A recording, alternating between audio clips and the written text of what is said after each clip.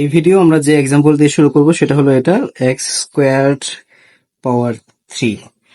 তো আমাদের এখানে এটা পুরোটা কিন্তু একটা ঘাত ধরতে পারি, যে ঘাতের সূচক হলো 3, ভিত্তি হলো এক্স স্কোয়ার্ড। আবার এই ভিত্তিটা নিজেও কিন্তু আরেকটা ঘাত, ভিত্তিটা নিজেও আরেকটা ঘাত, কারণ ভিত্তিটা নিজে আরেকটা ঘাত, কারণ এটা এক্স স্কোয়ার। তো এখানে এই ভিত্তি যে একটা ঘাত কিভাবে, সূচক হলো 2 এবং এই এক্স হলো ভিত্তি, রাইট? এটা এই জিনিসটা কি হচ্ছে, এটা হচ্ছে ঘাতের ভিত্তি, যখন ঘাতের ভিত্তি যখন ঘাত ঘাতের ভিত্তি যখন ঘাতের ভিত্তি যখন আরেকটা ঘাত, এই জিনিসটা হলো এমন একটা অবস্থা, রাইট? এবং এটাকে সংক্ষেপে প্রায়ই বলা হয় ঘাতের ঘাত। ঘাতের ঘাত মানে, আর আমি যদি ইনফর্মালি বলি তাহলে পাওয়ারের পাওয়ার, রাইট? পাওয়ারের পাওয়ার বা একটা একটা ঘাতের সূচক, হোয়াটএভার। আজ তোমরা বুঝতে পেরেছো অ্যাকচুয়ালি, মানে আমি এমন একটা ঘাতের কথা বলছি যে ঘাতের ভিত্তি নিজে হলো আরেকটা ঘাত। ওকে, তো যাই হোক, তো আমাকে এখানে যেটা করতে হবে, এক্স এক্স স্কোয়ার্ড এর কিউব। কিউব মানে 3, তো 3 হলো স্বাভাবিক সংখ্যা, তাহলে আমি বলতে পারি 3 বার। 3 বার যদি বলি তাহলে এটা কি হবে, এই এক্স স্কোয়ার 3 বার, X square X square X square, তারপরে আমি এদেরকে গুণ করবো। আমি যদি এখন এদেরকে যোগ করি তাহলে কি হবে দেখো তো, 2 2 2 কত হয়, 2 2 2। এদেরকে যদি যোগ করি, আমরা অলরেডি জানি এরা যোগ হবে যখন একাধিক ঘাত গুণ আছে, একাধিক ঘাত, একটা ঘাত একটা ঘাত একটা ঘাত, এরা গুণ আছে এবং এদের ভিত্তি সেম এক্স এক্স এক্স, তখন কি হবে, ওই সেম ভিত্তিটা আমি একবার লিখবো আর সূচকগুলো যোগ হয়ে যাবে, তাই না? যোগ হলে 6 হবে। তাহলে আমি এখন শুরুর অংশটা খালি দেখবো আর শেষের অংশটা খালি দেখবো।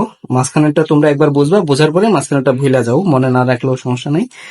আচ্ছা, এক্স পাওয়ার 6, এখানে কি হচ্ছে দেখো, এটা ঘাতের যখন আবার ঘাত, মানে এটা ঘাতের যখন একটা সূচক হয় তখন কি হবে, তখন আগের সূচক আর পরের সূচক কিন্তু গুণ হয়ে যায়, 3 দুগুণে 6। তো এটার উপর ভিত্তি করে যে সূত্রটা আছে সেটা হলো এরকম, এক্স পাওয়ার, তোমাদের বইয়ে যেভাবে আছে আমি সেভাবে লিখতেছি, সেটা হলো এক্স পাওয়ার এম পাওয়ার এন সমান হলো এক্স পাওয়ার এম এন। ওকে,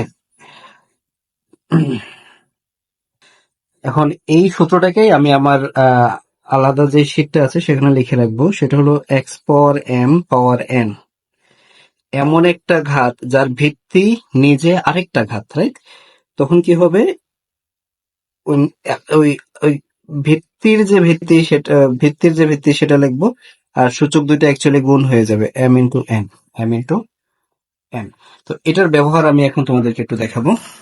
তো আমি নতুন এক্সাম্পল দেবো না, আগের এক্সাম্পল গুলোতে এটার ব্যবহার আমি একটু দেখাবো। এই যেমন এই গাণিতিক সমস্যাটা দিয়ে তোমরা দেখো, এই যে এখানে আমি এতটুকু সরল করেই চলে গিয়েছিলাম, কারণ তখন যে সূত্রের আলোকে আমি এটা আলোচনা করতেছিলাম সেই সূত্রের ব্যবহার দেখেই আমি অ্যাকচুয়ালি চলে গিয়েছিলাম। এখন এটাকে আমরা আরো সিম্পলিফাই করতে পারি। আমি সমানটা নিচে না লিখে পাশে লিখলাম, আমার নিচে হয়তো জায়গা হবে না। তো -2 এর কিউব কত হবে, -8। আর এখানে দেখো ডব্লিউ পাওয়ার 3, পুরাটার আবার পাওয়ার 3, তার মানে কিন্তু এই সিচুয়েশনটা ক্রিয়েট হলো। একটা ঘাত যার ভিত্তি আরেকটা ঘাত, তখন কি হবে, সূচক দুটা গুণ হয়ে যাবে, ডব্লিউ পাওয়ার 9, ডব্লিউ পাওয়ার 9। আশা করি আমি এই অংশটাতে আমি এই সূত্রটা ব্যবহার করলাম, ডব্লিউ কিউবের কিউব, তাহলে একটা পাওয়ারের আরেকবার পাওয়ার, রাইট? এটা পাওয়ারের আরেকবার পাওয়ার, বা একটা ঘাতের আবার সূচক, রাইট? সে অলরেডি ঘাত, তার সূচক, তার ভিত্তি আছে, সূচক আছে, এই পুরোটা ঘাতের আবার আরেকটা সূচক। তখন যেটা হবে, তখন ওই আগের সূচক আর পরের সূচক অ্যাকচুয়ালি গুণ হয়ে যাবে, 3 তিরিকে কত হবে, 9। এটা তো, এবং এখানেও আমরা সেম ব্যবহারটা করতে পারি। এই অংশটাই খেয়াল করো, এই অংশটা খেয়াল করো, পুরোটা একটা ঘাত যার সূচক হলো 5, যার ভিত্তি হলো জি স্কোয়ার, যার ভিত্তি হলো জি স্কোয়ার।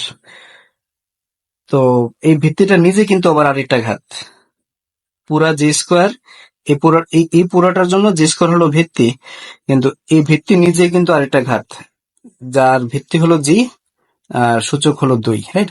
তার মানে এই পাওয়ারের পাওয়ার, তখন ওই সূচক গুলা গুণ হয়ে যাবে, জি পাওয়ার 10।